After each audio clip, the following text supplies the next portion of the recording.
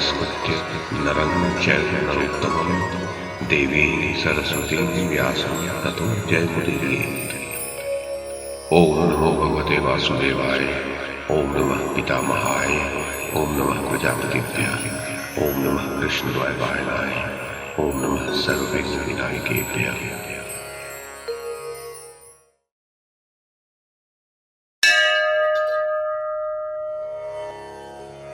संजय ने कहा, महाराज धृतराष्ट्र, जब दुर्योधन सरोवर में समा गया, उसके पश्चात अकेले खड़े हुए मैंने अपने पक्ष के 3 महारथियों को वहां उपस्थित देखा, जो एक साथ उस स्थान पर आ पहुंचे थे। शरद्वान के पुत्र वीर कृपाचार्य, रथियों में श्रेष्ठ द्रोण कुमार अश्वत्थामा तथा भोजवंशी कृतवर्मा, वे सब लोग एक साथ थे और बाणों से क्षत विक्षत थे। मुझे देखते ही उन तीनों ने शीघ्रतापूर्वक अपने थके हुए अश्वों को बढ़ाया और निकट आकर मुझसे कहा, संजय, सौभाग्य की बात है कि तुम जीवित हो। फिर उन सब ने आपके पुत्र राजा दुर्योधन का समाचार पूछा। संजय, क्या हमारे राजा दुर्योधन जीवित हैं? तब मैंने उन लोगों को दुर्योधन का कुशल समाचार बताया तथा दुर्योधन ने मुझे जो संदेश दिया था वह भी उन सबसे कह सुनाया और जिस सरोवर में वह घुसा था उसका भी पता बता दिया।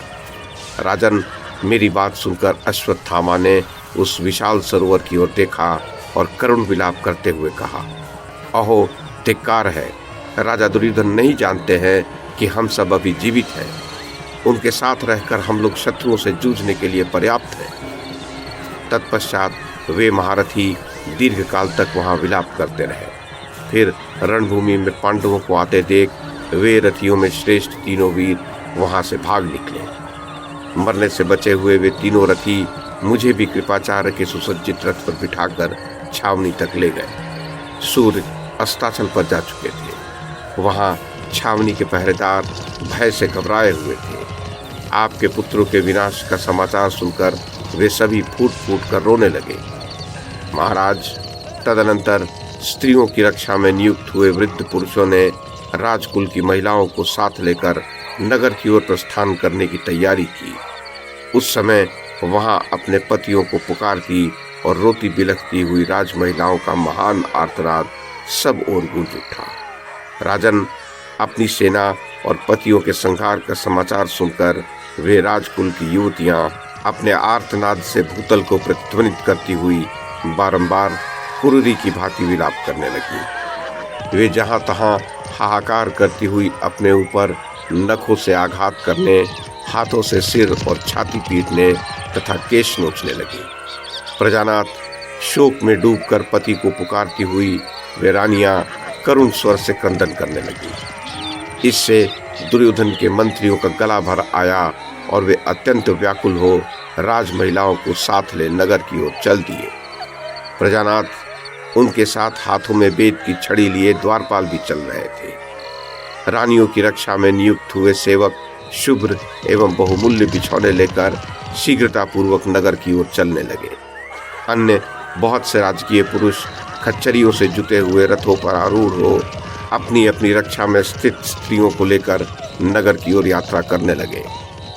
महाराज, जिन राज महिलाओं को राजभवनों में रहते समय पहले सूर्यदेव ने भी नहीं देखा होगा, उन्हें ही नगर की ओर जाते हुए साधारण लोग भी देख रहे थे। भरत श्रेष्ठ, जिनके स्वजन और बांधव मारे गए थे, वे सुकुमारी स्त्रियां तीव्र गति से नगर की ओर जा रही थी। उस समय भीमसेन के भय से पीड़ित हो सभी मनुष्य गायों और भेड़ों के चरवाहे तक घबराकर नगर की ओर भाग रहे थे।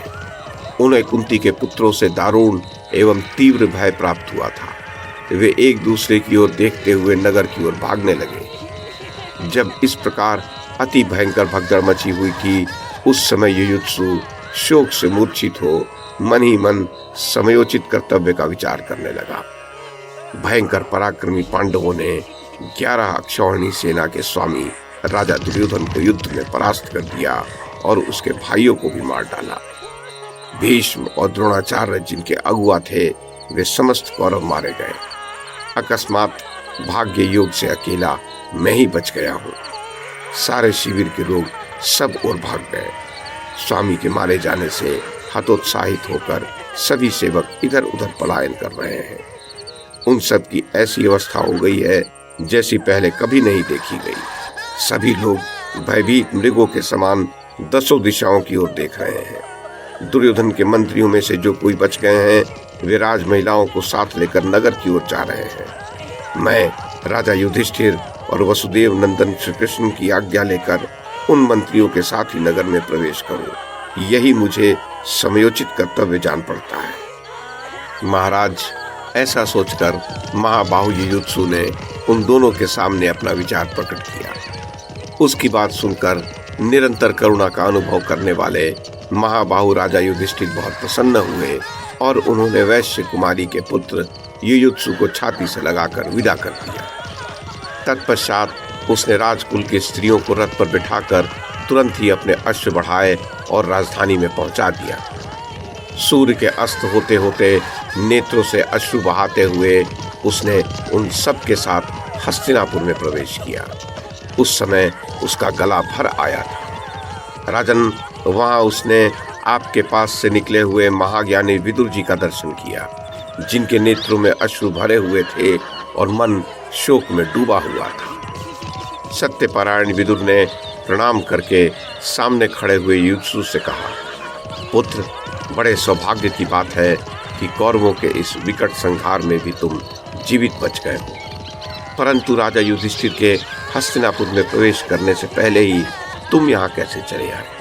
ये सारा कारण मुझे विस्तार पूर्वक बताओ। राजन, तब युयुत्सु ने कहा, जाति, भाई और पुत्र सहित शकुनी के मारे जाने पर जिसके शेष परिवार नष्ट हो गए थे, वो राजा दुर्योधन अपने अश्व को रणभूमि में ही छोड़कर भय के मारे पूर्व दिशा की ओर भाग गया। राजा के छावनी से दूर भाग जाने पर सब लोग भय से व्याकुल हो राजधानी की ओर भाग चले। तब राजा तथा उनके भाइयों की पत्नियों को सब ओर से सवारियों पर बिठाकर अंतःपुर के अध्यक्ष भी भय के मारे भाग खड़े हुए।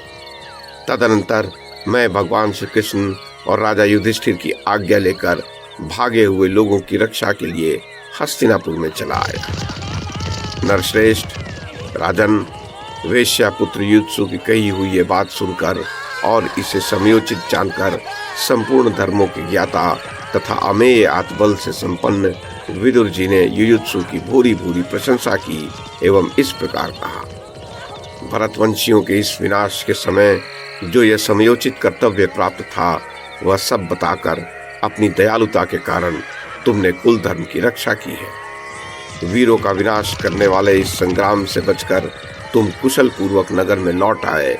इस अवस्था में हमने तुम्हें उसी प्रकार देखा है जैसे रात्रि के अंत में प्रजा भगवान भास्कर का दर्शन करती है। लोभी, अदूरदर्शी और अंधे राजा के लिए तुम लाठी के सहारे हो।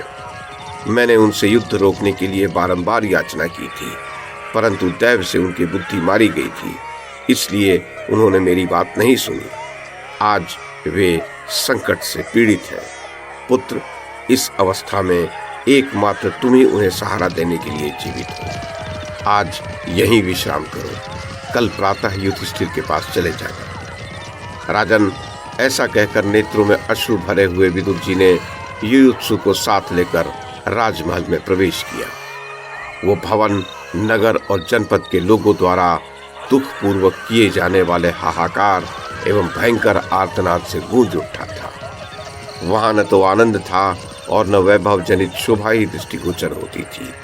वो राजभवन उस जलाशय के समान जनशून्य और विध्वस्त सा जान पड़ता था जिसके तट का उद्यान नष्ट हो गया हो। वहां पहुंचकर विदुर जी दुख से अत्यंत खिन्न हो गए। राजन, संपूर्ण धर्मों के ज्ञाता विदुर जी ने व्याकुल अंतःकरण से नगर में प्रवेश किया और धीरे धीरे लंबे लंबे श्वास खींचने लगे। युयुत्सु भी उस रात अपने घर पर ही रहे। उनके मन में अत्यंत दुख था, इसलिए वे स्वजनों द्वारा वंदित होने पर भी प्रसन्न नहीं हुए। इस पारंपरिक युद्ध से भरतवंशियों का जो घोर संहार हुआ था महाराज धृतराष्ट्र, उसी की चिंता में वे निमग्न हो गए थे।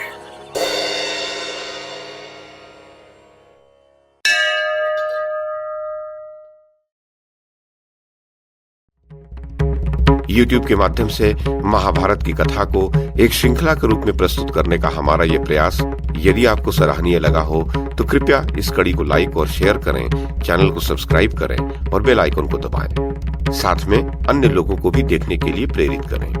धन्यवाद और नमस्कार।